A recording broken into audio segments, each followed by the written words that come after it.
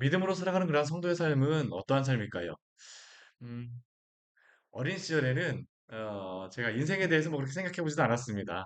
인생이라고 하는 그 큰 것이라고 하는 게 제 눈에도 들어오지도 않았고 그게 무엇인가에 대해서 잘 생각도 되어지지 않았어요. 근데 이제 좀 나이가 들어서 생각을 해보니까 참 인생이라고 하는 것이 복잡다단하고 여러 가지 많은 일들이 있는 것 같은데 참 단순하기도 하구나라는 그러한 생각을 합니다.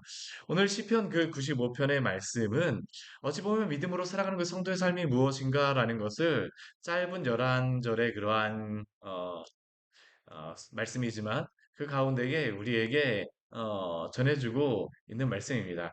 특별히 이 시편 95 편의 말씀을 보게 되면 저는 대학 시절이 생각이 납니다. 왜냐하면 이 시편 95편의 말씀을 가지고 만들었던 그러한 그 찬양이 있었는데요. 그 찬양이 미발표 곡이래 갖고 이 그 찬양을 가지고 부를 때 나만 이 찬양을 여기 몇 명의 사람들만 이 찬양을 부르는구나 하면서 참 기분 좋게 그 불렀던 찬양이 바로 이 시편 95편의 그 찬양입니다. 그래서 저는 이 시편 95편 말씀을 읽을 때마다 그때 그 생각과 함께 그때 열심히 찬양하고 기타도 치고 막 했던 그러한 기타 치면서 찬양했던 그러한 기억들이 떠오르게 됩니다.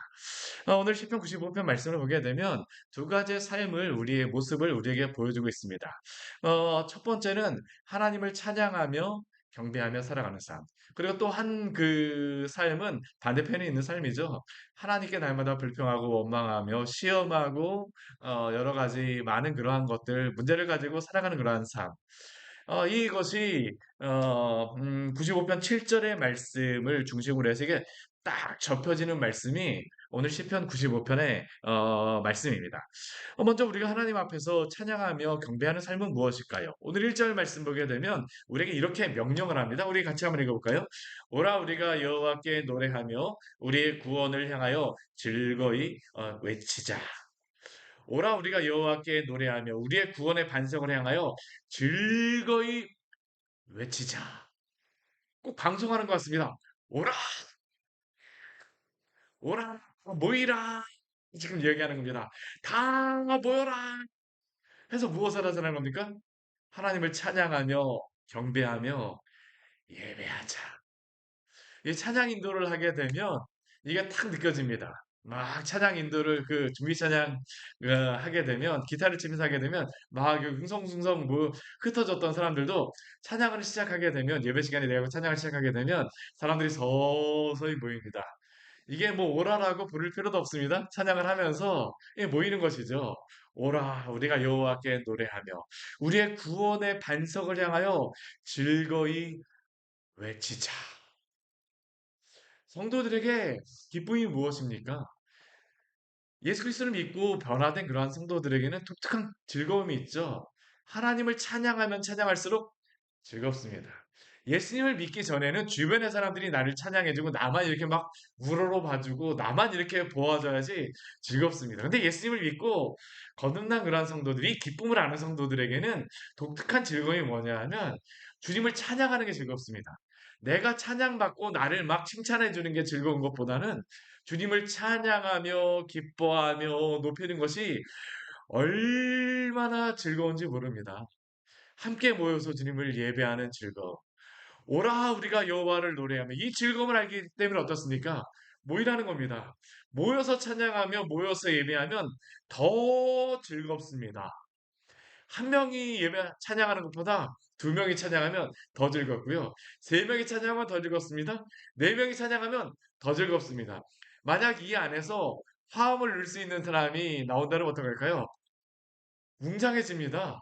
그 안에 몇 명이 더 붙잖아요. 화음을 넣지 않아도 한두 명만 화음을 넣고 몇 명만 이렇게 찬양을 소프라노로 되게 쭉 하고 하잖아요. 그러면 얼마나 찬양이 아름답고 즐거운지. 이게 기쁨이죠. 왜 우리가 이렇게 주님을 찬양하는 게 기쁩니까? 주님이 바로 우리의 구원의 반석이시기 때문입니다. 주님이 우리의 구원의 반석이시기 때문이죠. 이전에는 나의 방법으로 구원해야 된다고 생각하니까 내가 한 것에 대하여서 찬양받기를 원합니다. 다른 사람들이 다 나를 찬양하기를 원합니다. 이 세상의 정복자들이 항상 원하는 것이 무엇입니까? 다 나를 찬양하여라. 나를 노래하여라. 그래서 우리가 그 역사를 보게 되면 고대 그 정복자들과 그 뭐 어떠한 통일을 이루었던 그러한 사람들은 자신이 다 신의 아들이라고 이야기를 하죠. 그리고 자신을 노래하는 것들을 원합니다. 자신의 우상을 세웁니다. 저는 만약 제 앞에 와서 누가 저한테 막 이렇게 하면 굉장히 저 그런 거 굉장히 잘 못하거든요. 누가 저를 막 칭찬해 주려면 괜히 몸둘 바를 부르는 게 전데 만약 그런 걸 하게 되면 저는 참지를 못할 것 같은데 아, 이게 사람의 교만함과 막 이러한 것들은 누가 나를 찬양해 주게 되면 어떻습니까? 좋습니다. 근데 뭐 제가 그렇게 말하지만 저도 누가 저를 막 좋아하느라고 이렇게 막 칭찬해 주게 되면 은근히 기분 좋습니다. 이게 인간의 마음이죠. 근데 예수 그리스도가 나를 구원하신 그 은혜를 알게 되면 구원의 반석이신 우리 주님을 찬양하는 것이 너무나도 즐겁습니다. 그것보다 즐거운 게 없어요. 내가 아는 그 모든 그 미사 여구와 내가 아는 그 모든 악기를 동원하여서 찬양하며 기뻐하는 것. 양강 나팔을 풍 울리면서 찬양하는 것. 찬양의 시작과 중간중간에 나팔도 불고 비파도 하며 우리 같으면 피아노, 기타, 신디, 드럼 여러 가지 악기 우리의 목소리로 주님을 찬양하며 외치는 것. 기쁘죠. 왜요? 우리 주님이 우리의 구원의 반석이 되어 주시기 때문입니다. 주님의 나의 구원의 반석이 하늘과 땅 아래에 누가 있겠습니까? 우리 주님밖에 나를 구원하실 자가 없다라는 것을 알기 때문에 이렇게 외칠 수밖에 없습니다. 즐거움입니다. 시인은 계속적으로 이 시편은 노래죠. 노래입니다. 함께 예배 안에서 불려졌던 것입니다. 계속적으로 같이 찬양합니다. 우리가 감사함으로 그 앞에 나아가며 시를 지어 즐거이 그를 노래하자. 새 노래로 그를 노래하자라고 어떤 시편에서는 말합니다. 정말로 아까도 말씀드렸던 것처럼 그 몇 명 알지도 못하는 그 미발표곡을 가지고 찬양하는 게 정말로 그 즐거움이 있습니다. 나만 몇 명의 사람들과 이 찬양을 안다라고 생각하니까 이게 더 즐거워요. 막. 근데 그거를 또 아는 사람들이 있게 되면 함께 와서 하게 되면 더 즐겁습니다. 시를 지어 즐거이 그를 노래하자. 우리 주님은 어떠한 분이십니까? 우리 3절 말씀을 같이 한번 읽겠습니다. 여호와는 크신 하나님이시요 모든 신들보다 크신 왕이시기 때문이다. 여기에 보게 되면 반복되는 단어가 있죠. 무슨 단어가 반복되고 있습니까? 크신. 히브리어로는 이거를 가돌이라고 합니다. 가돌 이렇게 하게 되면 크다라는 그런 의미입니다. 가돌, 네, 가돌. 이게 크신이라고 할 때는 저는 이것을 이렇게 이야기했으면 좋겠습니다. 크신. 여호와는 신 하나님이시요 모든 신들보다 신 왕이시로다. 이 가돌이라고 하는 단어는 이게 크다라는 그러한 의미인데 어떠한 때 하나님께 보실 때는 이게 어떤 의미냐면 비교할 수 없이 큰 존재를 나타낼 때 이 가돌이라고 하는 단어를 씁니다. 하나님은 신 하나님이십니다. 비교할 바 없는 가장 크신 하나님. 모든 신들보다 크신 왕. 이 세상의 많은 신들은 무엇을 가지고 만들었습니까? 하늘의 태양과 달과 별과 강, 우주, 여러 가지 천둥, 구름의 신, 심지어는 그 사랑의 신, 술의 신, 소의 신, 온갖 것들을 가지고 다 신을 만들었습니다. 바위의 신도 있죠. 이게 나무도 신이 됩니다. 그런데 그 모든 것들은 하나님 앞에서 무엇입니까? 피조물입니다. 피조물. 하나님과 비교할 수 있는 어떠한 신도 없는 줄 믿으시길 바랍니다. 왜 하나님이 가장 크신 하나님이십니까? 모든 신들보다 크신 왕이십니까? 인간이 신이라고 부르는 그러한 신들은 하나님이 다 만든 피조물일 수밖에 없습니다. 인간이 상상할 수 있는 그 모든 것들은 다 하나님이 만드신 피조물일 수밖에 없어요. 어떻게 하나님께 비교할 수 있습니까? 하나님께서는 이 피조물들을 하나님의 형상으로 창조하신 인간에게 다스리고 정복하라고 말씀하셨지, 그 모든 피조물들을 우상숭배하라고 하나님께서 말씀하신 적이 없습니다. 오직 하나님은 누구밖에 없습니까?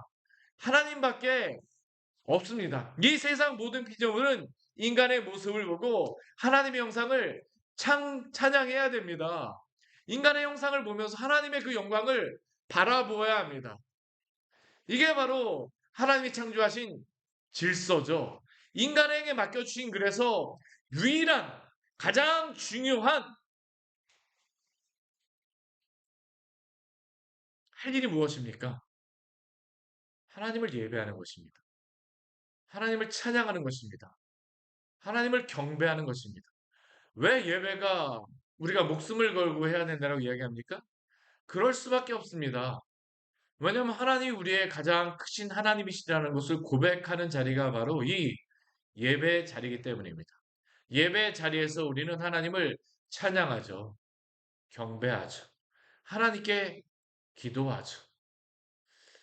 피조물이 하나님께 예배하며 경배하는 것은 목숨 걸고 할 수밖에 없습니다. 왜요? 이게 바로 하나님이 인간을 창조하신 목적이기 때문입니다. 영원토록 그를 즐거워하는 것, 그의 영광을 위하여 사랑하는 것. 소요리 문답의 첫일 문답, 대의리 문답도 동일합니다. 저는 너무나도 이게 중요한 것이고 너무나도 지혜로웠다고 생각을 해요. 우리 믿음의 선배들이. 그것보다 더 중요한 것이 무엇이겠습니까? 가장 높으신 하나님을 찬양하며 예배하는 삶, 그의 영광을 위하여 사랑하는 삶, 그를 즐거워하는 그러한 삶, 즐거움이 찬양 가운데 나타나죠. 그 우리의 기쁨 가운데 우리가 때로 슬플 때에도 하나님 앞에 찬양하며 기쁠 때에도 주님을 찬양하고 하나님을 예배하는 것. 하나님 바로 크신 왕이시기 때문이죠. 하나님은 어떠한 분이십니까? 땅의 깊은 것도 그의 손 안에 있으며 아무리 인간이 과학기술이 발달했어도 땅의 깊은 곳에 무엇이 있는지 알 수가 없습니다. 이스라엘하고 요즘에 하마스하고 전쟁을 하고 있지만 땅굴을 그렇게 많이 팠어도 땅굴이 어디에 있는지 그들은 알 수가 없습니다. 오늘날 이 시대에도 20m, 30m 땅 안에 있는 것도 탐지할 수가 없습니다. 기껏 안 수 있는 것은 무엇일까요? 거기서 연기 올라오거나 무슨 사람이 올라오거나 그런 사진 같은 건 무엇이 있어야 됩니다. 땅 아래에 무엇이 있는 건 누가 합니까? 근데 오늘 말씀 우리에게 무엇이라고 할까? 땅의 깊은 곳도 그의 손 안에 있으며 깊은 곳만 하나님의 손 안에 있습니까? 산들의 높은 것도 하나님의 것인 줄 믿습니다. 바다도 그의 것입니다. 그가 만드셨습니다. 육지도 그의 손이 지으셨습니다. 하나님이 이 모든 것들의 창조주이시며 통치자이시며 주관자이십니다. 무엇을 하나님과 비교할 수 있겠습니까? 오늘 시편의 기자는 6절 말씀에서 우리에게 이렇게 권면하죠. 우리 같이 읽겠습니다. 오라 우리가 굽혀 경배하며 우리를 지으신 여호와 앞에 무릎을 꿇자. 아멘. 오라 우리가 굽혀 경배하며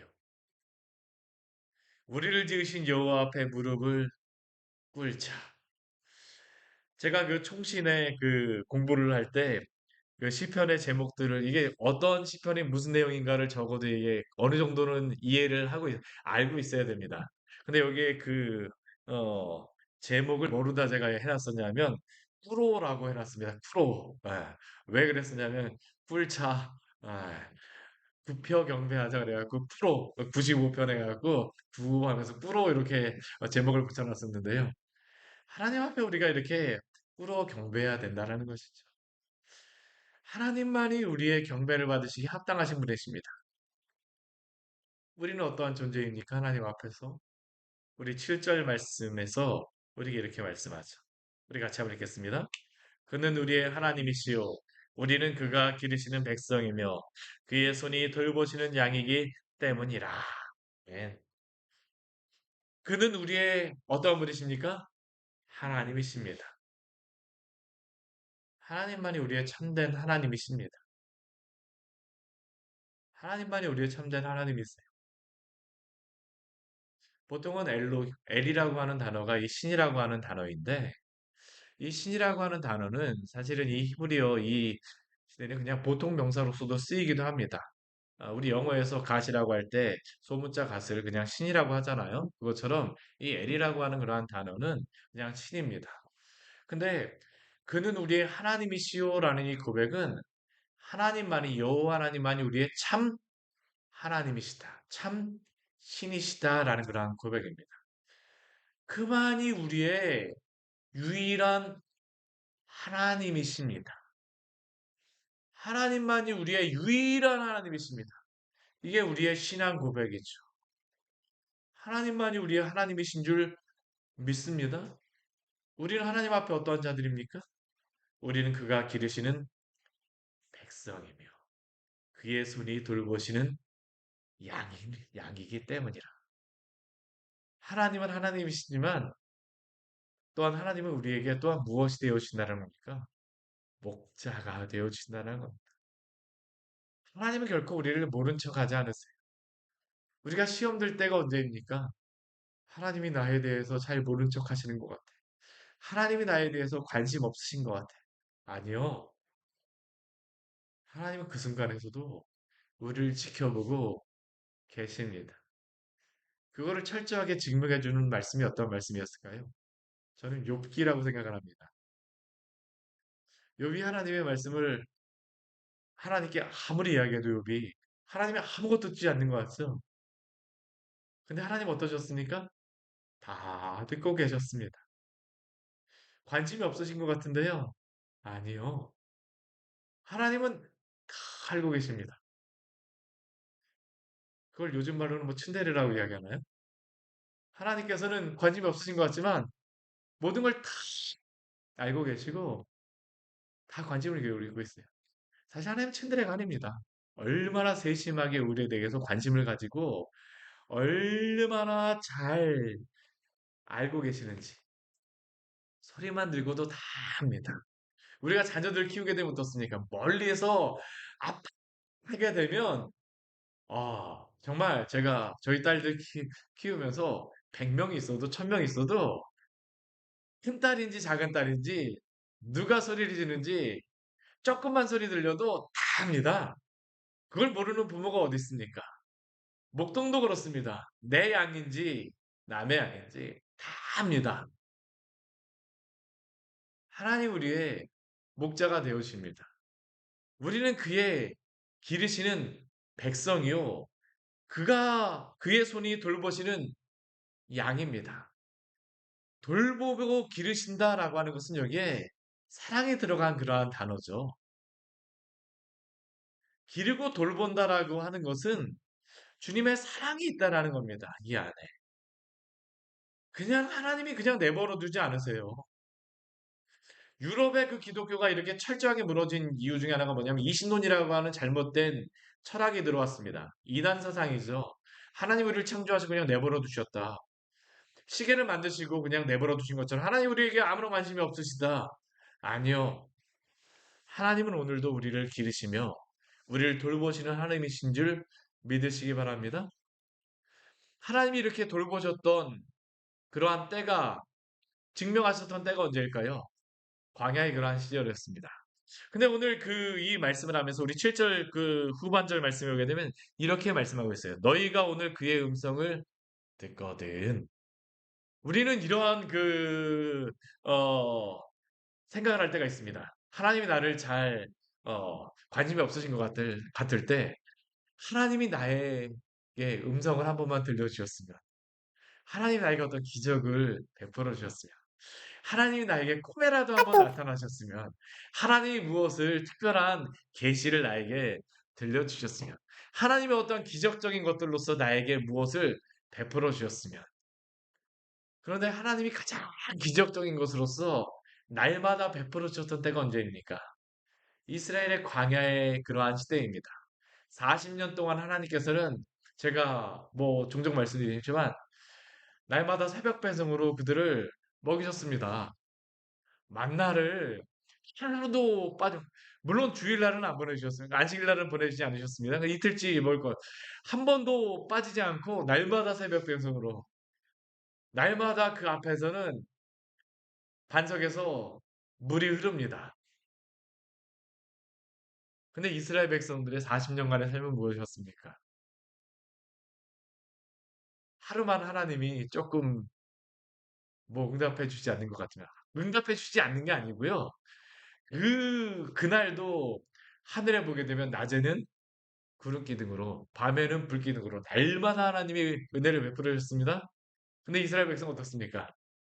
조금 걸어가면서 물 조금 떨어지잖아요. 그럼 어떻게 합니까? 물이 떨어졌다고 원망하며 불평합니다. 우리 그 뒤에 보면 그게 나오고 있죠. 우리 8절 말씀해 보게 되면 8절 말씀 같이 읽겠습니다. 너희는 무리바에서와 같이 또 광야에 맞서서 지냈던 날과 같이 너희 마음을 완악하게 하지 말지어다. 이 무리바라고 하는 단어는 다투다라고 하는 그러한 단어이고 이 맞사라고 하는 단어는 시험이라고 하는 그러한 단어입니다. 출애굽기에도 17장에도 나오고 민수기 20장에도 나옵니다. 이 지명은 약간 장소는 조금 약간 달라요.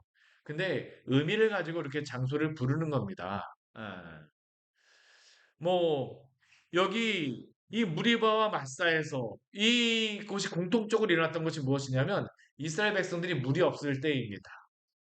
근데 출애굽기 17장에 이 물이 없을 때에는 얼마나 참 이게 이해할 수 없는 사건이 뭐냐면 하나님이 불과 며칠 전에 단 몇십 킬로 앞에서 한 3일, 뭐 한 5일도 지나지 않았을 때입니다. 저는 한 일주일도 지나지 않았을 때라고 생각을 해요. 정확히 며칠이라고 나오진 않았습니다.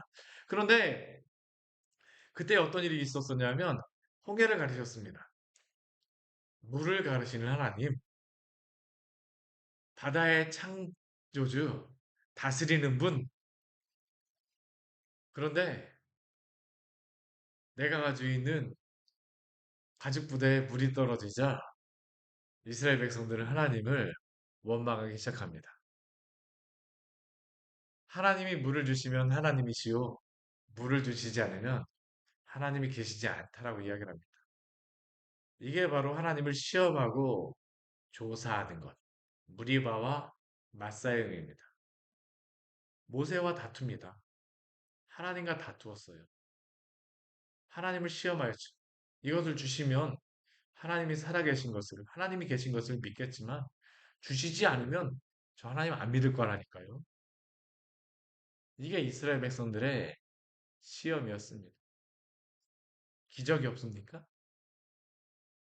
아니요. 40년 동안 하나님께서는 날마다 이스라엘 백성에게 기적을 베풀어 주셨습니다. 여기서 우리가 분명히 알 수 있는 건 무엇이냐면 기적으로 사람이 변화되어지는 것이 아닙니다. 기적은 우리에게 도움을 줄 수 있을지 모르겠습니다. 모릅니다.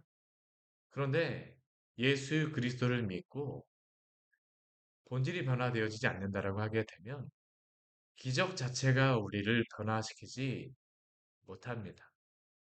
예수님을 믿었다라고 하는 사람들은 무엇을 행해야 될까요?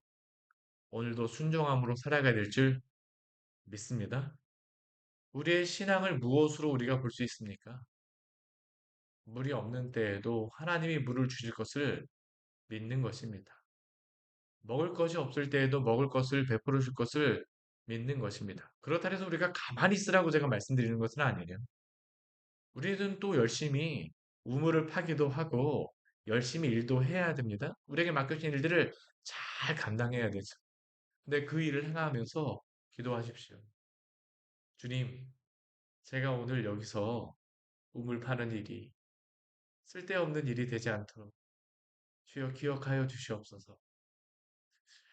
주님의 은혜가 아니면 오늘 하루 살 수 없는 게 바로 우리 인생 아닙니까?